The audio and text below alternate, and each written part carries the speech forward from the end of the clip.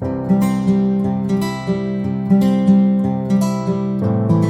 Hind दोस्तों, welcome to Finvision. I'm Colonel Sandeep Melwar, and in continuation with the series of financial awareness videos, today we have come up with another important aspect, that is how to reduce your home loan burden.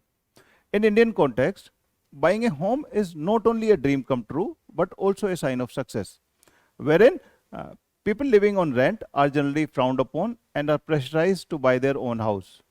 Now, this pressure to buy a house at an early stage of life, coupled with high property prices, forces one to take big home loans. Big home loans means bigger EMI at a high rate of interest. Is there a way out? And is there a way out to reduce this burden? Yes, there is. And let us propose two options to reduce your home loan burden. Suppose a home loan buyer takes a home loan of 50 lakhs to buy a property.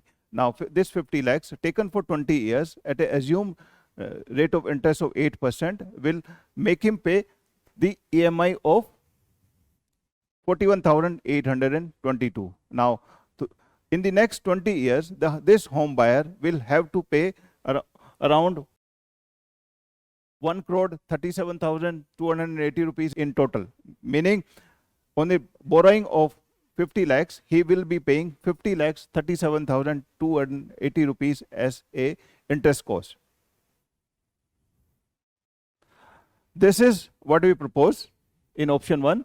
That is, when you start a EMI, along with it, start a SIP of 20% of the EMI amount. In this case, it comes out to that individual will have to start a SIP of 8,364 rupees per month along with the EMI that he will be paying. Now, this EMI and SIP combination in next 20 years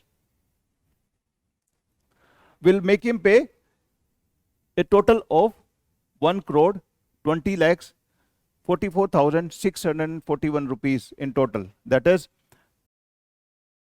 1 crore 37,280 rupees in the form of EMIs and 20 lakhs 7,360 rupees he will be investing through the SIPs in a good mutual fund.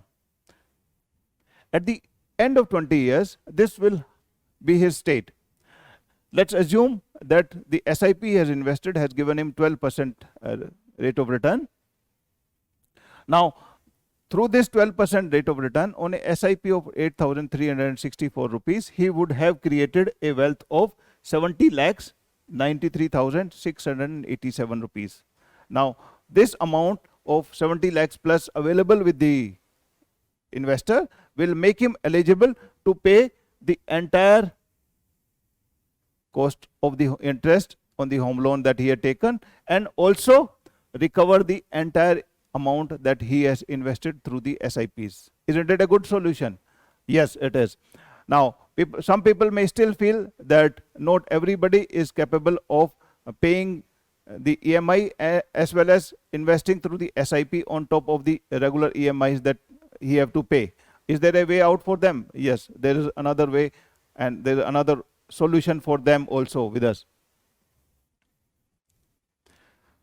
Here what we propose is when you are taken a loan of 20 years, negotiate with your home loan giving agency to increase the tenure from 20 years to 30 years. Now, what will happen in the let's understand from this same example of 50 lakhs loans initially taken for 20 years at 8% rate of interest. Now, when the tenure of the home loan is increased from 20 years to 30 years, what happens is his monthly EMI reduces to 36,688 rupees, wherein saving 5,134 rupees in the monthly outgo in the form of EMIs. What we propose is this saved amount of 5,000 plus should be invested in a good mutual fund. In the next 20 years, the 5,134 rupees of the SIP that the investor will be investing will create him a wealth of 47 lakhs 22,340 rupees. At the end of 20 years, this is how his state will be. That had he not taken the loan, he would have paid 1 crore 37,280 rupees in total in the form of EMIs. In this case of extending the home loan from 20 to 30 years, also the individual has paid only same amount, that is 1 crore 37,280 rupees, which went in the form of EMI plus the SIP of 5,000 plus that he was regularly investing in last 20 years.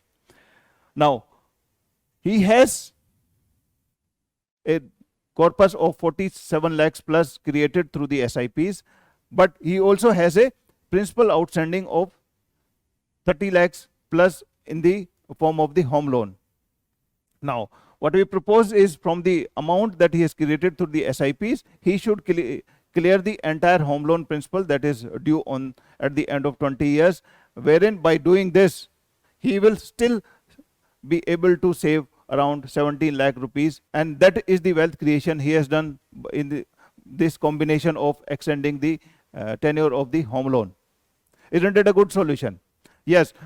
Also, with this amount available and with this combination of SIP plus EMI on an extended home loan also makes him eligible to clear the entire home loan in 17 years and 7 months instead of originally planned of 20 years.